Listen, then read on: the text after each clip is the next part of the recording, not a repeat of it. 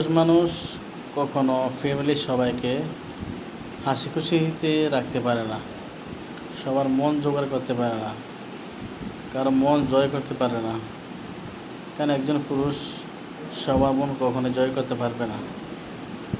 একজনের মন জয় করতে গেলে আরেকজনের মন খারাপ হয়ে যাবে, এটাই স্বাভাবিক। পুরুষ মানুষ চেষ্টা করে সবার মন জোগে রাখার জন্য, সবার মনকে জয় করার জন্য, কিন্তু এটা কাউকে বোঝাতে পারে না, কেউ বুঝতেও চায় না।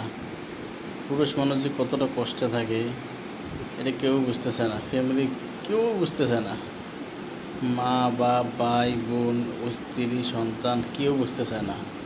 সবাই চায় কি টাকা, এটাই বাস্তব।